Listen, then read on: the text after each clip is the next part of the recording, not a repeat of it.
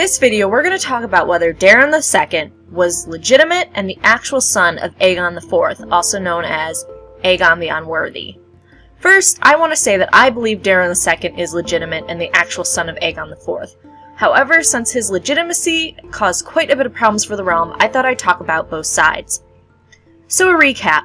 We have 3 children of Viserys II, Aegon the eldest, Aemon the second son, and Nerys the youngest, and a girl. Aemon and Nerys was said to be in love with each other, sharing similar qualities in nature.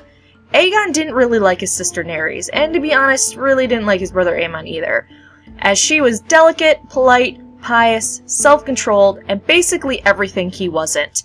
Their father Viserys II forced Aegon and Nerys to marry. Some say Nerys and Aemon cried during the wedding feast or bedding ceremony.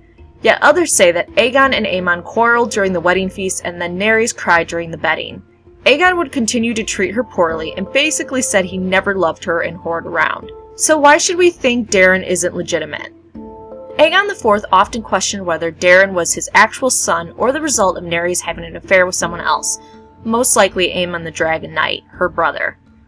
This is discounted by maesters in the World of Ice and Fire books, saying that it often coincided that Aegon accused Daeron of not being his and being a bastard when they were quarreling, usually about Dorne. However, we have George R. R. Martin, who has said that Aegon IV's suspicions of Nerys was real, and not just a way of dealing with his disagreements with his son Daeron. So, according to George R. R. Martin, this means Aegon IV actually feared that his religious, quiet, modest sister was having an affair with their brother Aemon, which we could throw away as it just being part of Aegon IV's manic ego. But, what if he knew or saw something the maesters left out? The accusations are proven to be false, and I use false in quotations, when Aemon jumps to her rescue, defends Nerys' honor, and wins a trial by combat against Sir Margall, who was said to start the rumors. But we know trials by combat don't necessarily prove that Sir Margall or Aegon IV were wrong in their suspicions. So did Aemon and Nerys love each other so much they were willing to break sacred vows? They were both very religious people, and Aemon was considered one of the most honorable knights in the kingdom. He disliked his brother, but he was still willing to die to save Aegon's life. Would Aemon really break his vows as a knight and commit adultery? Would Nerys, a religious, modest, and gentle woman, betray her husband's sworn duty to him? A duty that she even died trying to give Aegon IV more heirs. Or is it more likely that Aegon IV was a narcissistic egomaniac that hated his son for disagreeing with him and not being the warrior his bastard son Daemon was? Daemon was a fine warrior and knighted at 12, while Daeron showed very little interest in swords or fighting. Of course, an ego-inflated monster would rather say the warrior son was him, not the soft-bellied one interested in books. But going back to Nerys and Aemon being devout, we know plenty of stories about devout, virtuous knights who would then break their vows for love. This is a common theme and something that wouldn't be past George R. R. Martin, reaffirming his beliefs that we all have darkness and goodness in us, and we're all capable of great acts of love and great acts of evil. King Robert was gluttonous, whored around, and treated Cersei with disrespect. And her knight brother, who did take the same vows that Aemon did, broke his vows to be with her, although admittedly Cersei and Jaime aren't as devout as Aemon and Nerys. And George R. R. Martin loves history, and we know history repeats itself. Why would Aemon and Nerys be held as better than that just because they are viewed as virtuous? And do you think a lifetime of your abusive, revolting husband who stood for everything you were against, cheating on you with hundreds and hundreds of women, wouldn't make you run into the arms of the only man you truly loved? Or maybe Aegon hated his wife and cheated so much because he knew of her adultery. If she did cheat and Aegon knew, this might explain him legitimizing his bastards. Maybe Nerys, racked with guilt and knowing she would die, kept trying to give Aegon IV more heirs since she knew Daeron wasn't Aegon's, but hers and her brother Aemon's. Maybe that guilt finally aided her after Aemon died defending Aegon IV and she confessed the adultery, something that maybe Aegon had already been suspicious of. And maybe that's why Aegon legitimized his bastards, not as a middle finger to the realm, but in hopes of one of his bastards staking a claim. And, taking it a step further, maybe if a certain young man is not actually a Targaryen in our current book where it's at in history, from Daeron's line, but a Blackfyre who is actually legitimate if Daeron is not legitimate, then Daenerys and co are working hard to put what they think is a true heir on the throne, which would not be Daenerys in that case. But these are a lot of what-ifs, and most of the accusations come from people that were either pissed that Dorne was getting control and influence in the realm, or people that had something to gain by the Blackfyres being legitimate and Daeron being illegitimate.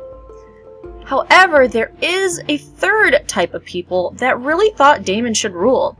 One night, when asked why he didn't support the good King Daeron, retorted, "Daeron was round of shoulders with a little belly that wobbled when he walked.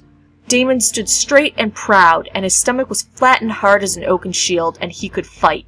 With axe or lance or flail, he was as good as any knight I ever saw, but with that sword, he was the warrior himself. When Prince Daemon had Blackfyre in his hand, there was not a man that could equal him." He went on to say, "Why, lad, you ask me why? Because Daemon was the better man. The old king saw it too. He gave the sword to Daemon, Blackfyre, the sword of Aegon the Conqueror, the blade that every Targaryen king had wielded since the conquest. He put that sword in Daemon's hand the day he knighted him, a boy of 12. So that does add a little bit of suspicion too. Why would you give your bastard, Blackfyre, who was super young and just knighted, and not your heir, if you weren't suspicious of some things going on and thought that Daemon probably had a better claim to the throne? If we prescribe to the belief Daeron was the illegitimate, then why didn't the rebellion break out sooner? Could it be Daemon didn't really know why Aegon IV had legitimized the bastards until later in his life when he realized what Daeron's parentage really was? Maybe Daemon didn't know why he got the sword and he just thought it was because he was skilled and only later on realized what it meant. Was he waiting to acquire more power or the right time to strike? Ceding the belief to others that Daemon was legitimate and Daeron II wasn't until enough people truly realized it and he had enough power? Last thing I want to leave this with is, first off, I really believe Aegon IV was a lying, terrible, awful king. But here's another thought that I kind of got bullied into thinking about. Was Aegon IV really a terrible king, or at least worse than Maegor the Cruel or the Mad King Aerys? Aegon slept around, but he was also a handsome man with power and money. Something we see a lot today with celebrities that have a lot of money and influence and power. He executed a king's guard who slept with his mistress, but that was clearly in his rights to do. That was not extreme at all. He wanted to conquer Dorne, but that is something the Targs wanted for a long time. Daeron I killed over 10,000 of his men in his attempts. Why don't we call him a monster for it? How would Aegon IV know that the Blackfyre rebellions would happen if his heir Daeron already had heirs of his own? It seemed that even legitimizing the bastards, the line of succession would still be secure. How did he know Daemon would love Daenerys, and she would be wed to Dorne, if Daemon even really loved Daenerys, which is up for debate?